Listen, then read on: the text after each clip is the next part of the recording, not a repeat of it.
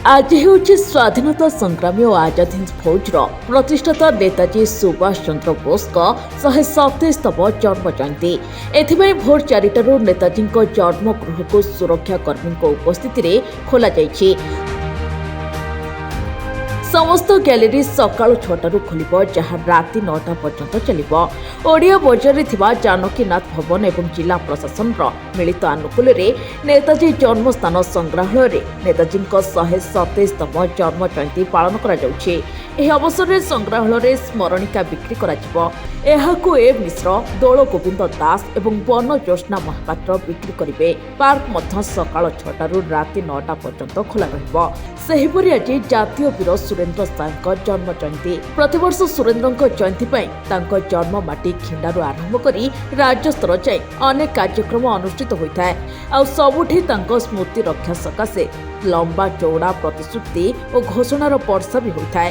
ହେଲେ ପରବର୍ତ୍ତୀ ସମୟରେ ପୂର୍ବବତ୍ ଏହି ଜାତୀୟ ବୀରଙ୍କୁ ଯଥୋଚିତ ସମ୍ମାନ ପ୍ରଦର୍ଶନ କଥା କେବଳ ଭାଷଣରେ ସୀମିତ ହୋଇ ରହିଯାଉଥିବା ଦେଖିବାକୁ ମିଳିଛି। ତେବେ ଦୀର୍ଘ ବର୍ଷ ପରେ ଜନ୍ମପୀଠ ଖିଣ୍ଡାର ଭାଗ୍ୟ ପରିବର୍ତ୍ତନ ହେବାକୁ ଯାଉଛି। ଉଭୟ ରାଜ୍ୟ ଏବଂ କେନ୍ଦ୍ର ସରକାର ଏଥିପାଇଁ ସ୍ୱତନ୍ତ୍ର ଦୃଷ୍ଟି ଦେଇଛନ୍ତି।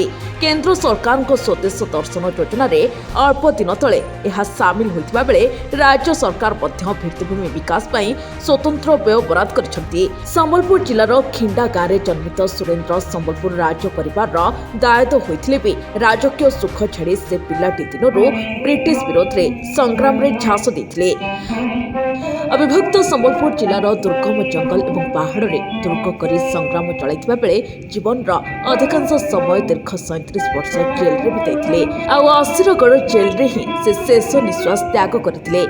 1857 ସିପାହୀ ବିଦ୍ରୋହକୁ ଦେଶର ପ୍ରଥମ ସ୍ୱାଧୀନତା ସଂଗ୍ରାମ କୁହାଯାଏ। ହେଲେ ଏହାର 30 ବର୍ଷ ପୂର୍ବରୁ ସୁରେନ୍ଦ୍ର ଏହି ସଂଗ୍ରାମରେ ଝାସ ଦେଇସାରିଥିଲେ।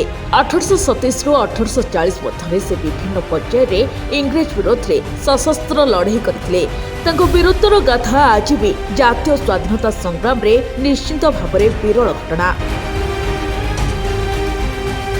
ବ୍ୟୁରୋ ରିପୋର୍ଟ, ଅକ୍ଷର ଲାଇଭ୍।